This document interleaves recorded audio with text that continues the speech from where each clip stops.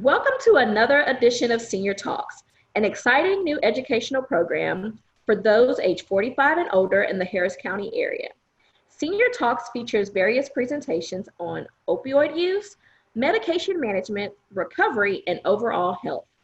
Senior Talks is sponsored by the Harris County Area Agency on Aging and the Welderly Program through the Council on Recovery.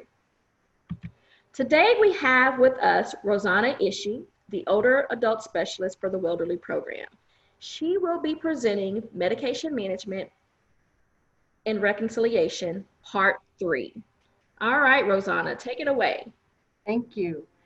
So again, I'm Rossanna Ishee. I'm the older adult specialist with the Welderly Program here at the Council on Recovery, and this is Medication Management and Reconciliation, Part 3 of 3. If this is your first time joining us, I encourage you to check out Part 1 and 2 for some valuable information, and we'll go ahead and start the presentation. We're going to talk a little bit today about non-traditional approaches to medication, and we'll also share some medication management tools, all of which are important to medication management and reconciliation. And then we're going to do an overview of medication management reconciliation, and we're going to go over the home med form specifically. So we're going to start with the non-traditional approaches to healthcare and medication, which includes techniques performed by practitioners such as acupuncture, spinal manipulation, and massage therapy. And these are complementary approaches most often used for back pain, neck pain, and joint pain. And also natural products such as herbs and probiotics such as yogurt, dark chocolate, cheese, and buttermilk. And probiotics are good bacteria that help with digestive problems. You'll also hear them be referred to as good or helpful bacteria because they help keep your gut healthy. And doctors often suggest them to help with digestive problems. So let me just be sure to add this disclaimer that non-mainstream approaches and medications can be risky, and dietary supplements may interact with other drugs or supplements. So always, always, always consult your healthcare providers before using any complementary health approaches. So again, with the alternatives to pain medication, we have pain management, again with the massage therapy, physical therapy, alternative medicine, which would include the acupuncture, TENS unit, meditation, and yoga. Then we also have methods of coping, which would include spending time with family and friends, activities such as reading and watching television, which would serve as a distraction to the pain, listening to music, rest, and other interventions such as heat.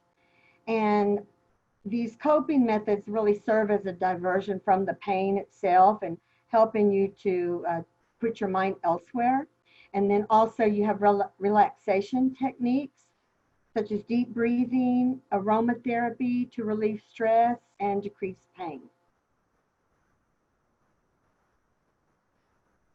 So when we're talking about medication management, it's also important to talk about pain management medication. For example, opioids, they're widely accepted in treating older adult population with persistent pain.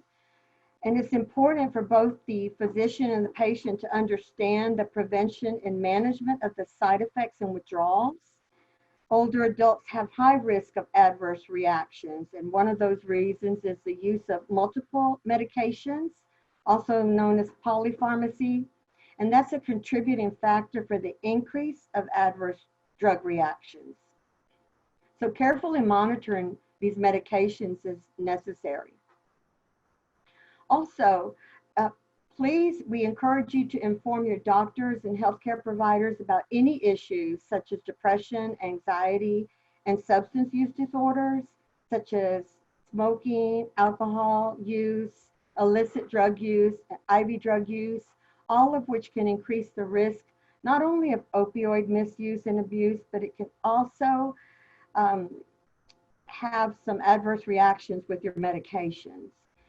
And discuss your expectations and goals about your medications with your doctors. For example, expectations you might have about improved functionality and your quality of life, potential for side effects, adverse reactions, dosage, and withdrawal.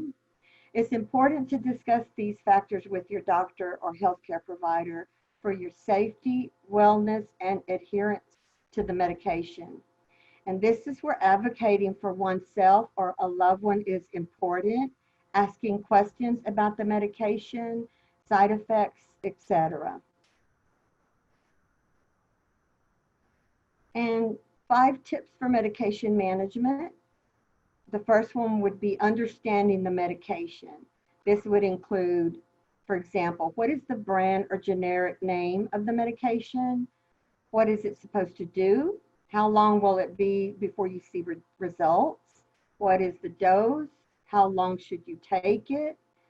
What do you do if you miss a dose? Or what if you accidentally take more than the recommended dose?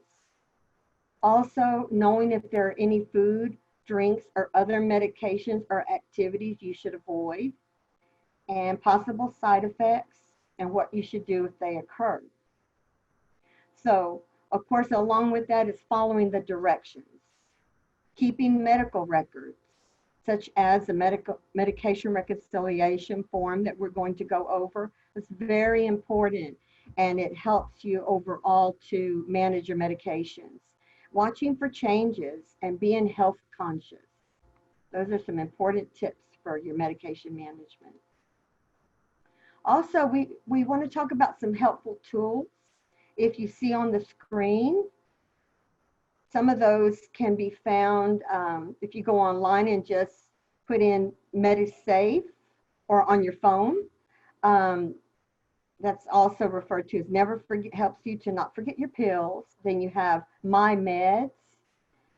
That's also referred to as the Complete Medication Manager. Care for Today, which is a mobile health management and medication reminder. You have DoseCast, another one. And then you have Care Zone Meds to manage your medications and your doctor instructions. And these are all verified apps, so they are still in use, and they're still trusted apps that you can download. So the MediSafe is also one that's highly recommended. And although the idea of a phone app might sound complicated, they're not as difficult as they might seem. Most important is these apps can help you maintain independence and following your doctor's medication schedule. So as you can see, there's plenty of apps to choose from, but what's most important is finding the one that takes care of your needs and one that you feel comfortable with. So we're going to go straight into the medication management and reconciliation. We're going to talk a little bit about the program that we are working on in collaboration with the City of Houston Health Department and Harris County Area Agency on Aging. We're inviting all Harris County residents ages 45 and up to participate in a free and confidential service to have your medications reviewed. The goal of the Home Medication Reconciliation program is to educate and inform as many adults we can about the potential risks associated with their medications, not just the use of opioids. During this time, it is imperative that our community be well equipped with the knowledge to know if and when things are shifting in your health so that one can seek medical attention. We want to provide you with the educational information on all the medications you are taking so that you can be aware and become a healthier you. This information will be reviewed by a licensed pharmacist, and a report will be sent back to you, which will help you know if any of your medications may be reacting with the other. So the next thing you'll see on the screen is the actual form that you will receive in your packet. And so as you can see, it's mostly demographic information, your name, gender, date of birth, phone number, home address, and also you'll see a section for your mail-in address. And it's very, very important for that to be updated and current. If it's different from if your home address is different, please indicate that. But we will be sending you will be getting the report mailed back to you. So we really need to have that information. And also the rest, income, ethnicity, and race. That also needs to be filled out. Then the next screen you see will be on the back of page 1, and it's your history and assessment status. Pretty self-explanatory. Just keep in mind, for example, the first question, have you had a fall? But it's just asking about the past 3 months. And they want a little bit more information. How many times? How did it happen? Do you have any injuries? And then the second question, do you often feel dizzy or lightheaded? If yes, when? And then it asks questions about confusion. Have you been in the hospital, nursing home, or ER? And if you've had any pain, how much pain have you experienced lately? And then on average, how many days a week do you drink alcoholic beverages? If more than one, ask yourself on a typical day, when you drink, how many drinks do you have? Then you see the section for conditions and allergies. They're asking if you have any chronic conditions, for example, anxiety, arthritis, cancer, etc. But now if you don't see anything that applies to you, at the bottom of that list, you'll see a line for other conditions and diagnosis. So if you don't see anything that's on that list, please feel free to include it on the other conditions and diagnosis section. And then it asks about any surgeries in the last 12 months. And if you have any food or medication allergies, that's very important as well.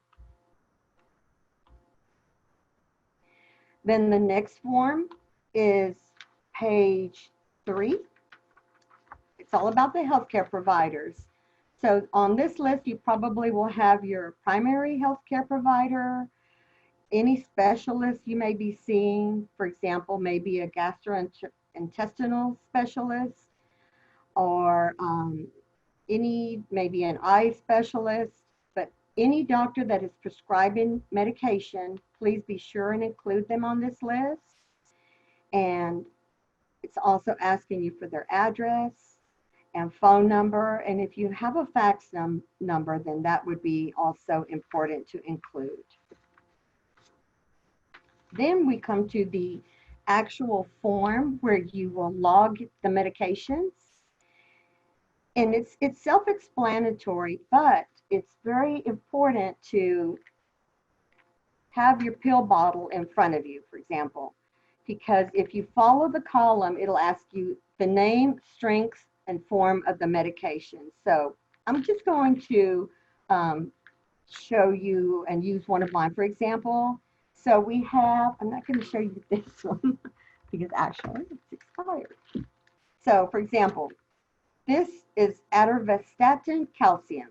I would list that in the first column, and then the dose, I would get it from the bottle. Again, it tells you right here how many milligrams, you put that on there.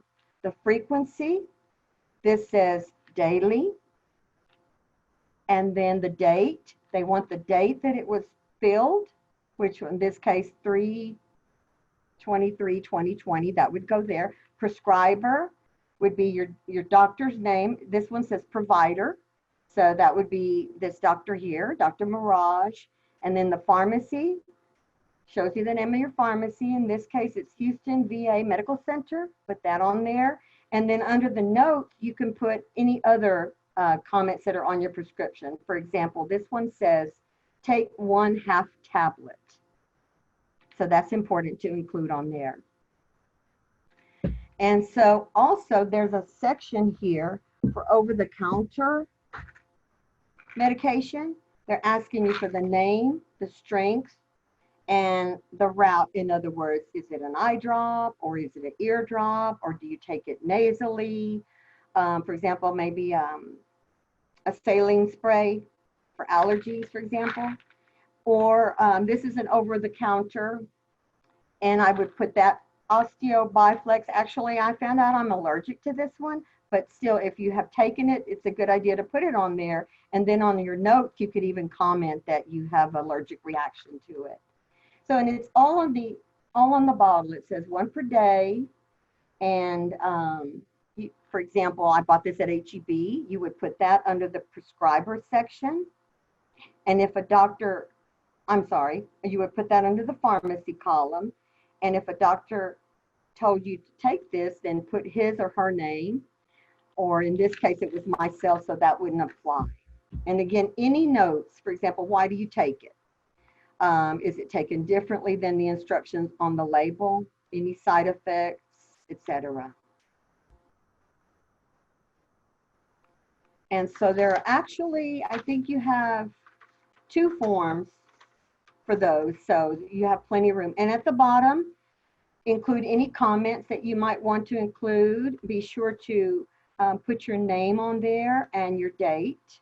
You would be the consumer. And so that would be the information that you would mail back to us. We're including self-addressed stamped envelopes. So all you have to do is fill that out, put it back in the envelope, and send it to us. Here is the self-addressed stamped envelope that we're including, and it goes right back to the Council on Recovery.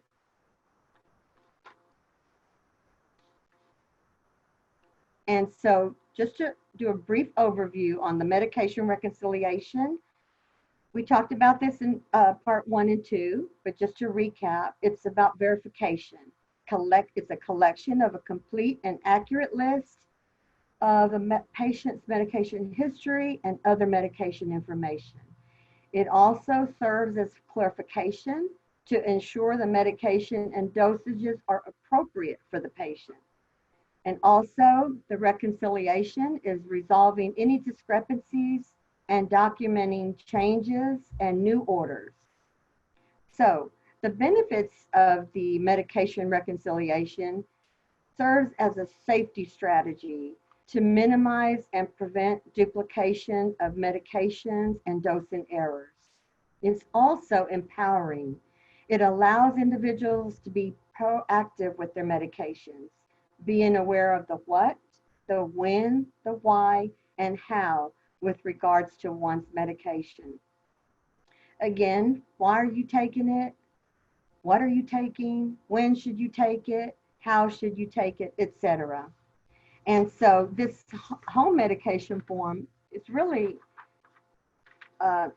serves as a tracking record, and it answers all of these questions here that are very important for you.